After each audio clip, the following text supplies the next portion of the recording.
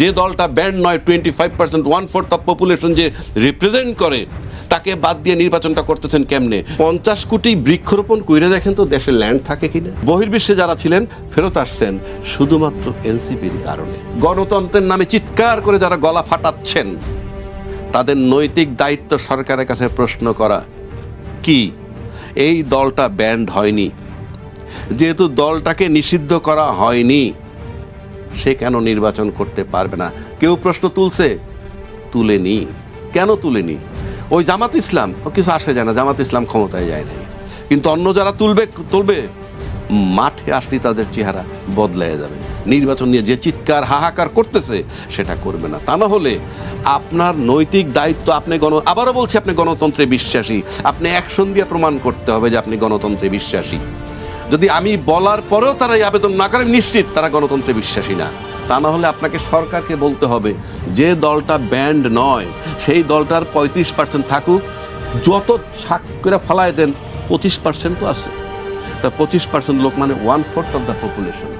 1/4 of পপুলেশনকে আপনি বাদ দিয়ে নির্বাচন করতেছেন কেন? আমি আবারও বলছি, আপনি গণতন্ত্রে বিশ্বাসী, এই দলটাকে ব্যান্ড করতো তাহলে এক কথা। দল যেহেতু ব্যান্ড না, যারা আসামি হিসাবে লিস্টেড আছে, বিচার চলুক, ট্রায়াল চলুক, সব চলতে থাকুক।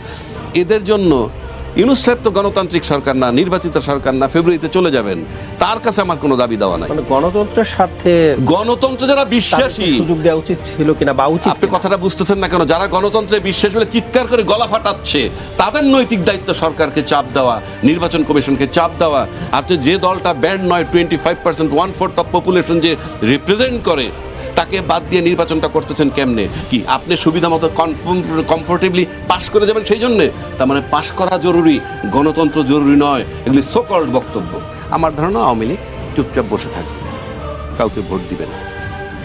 বাট আমি তো চ্যালেঞ্জ করতে পারি না। বিএনপির জোটে বিএনপি ছাড়া জোটে যারা আছে তাদের 200 ভোটও নাই এক একটা দলের। চ্যালেঞ্জ করে দিচ্ছি। বাট ইসলামী দল যতগুলো আছে প্রত্যেকের কিছু না কিছু ভোট আছে।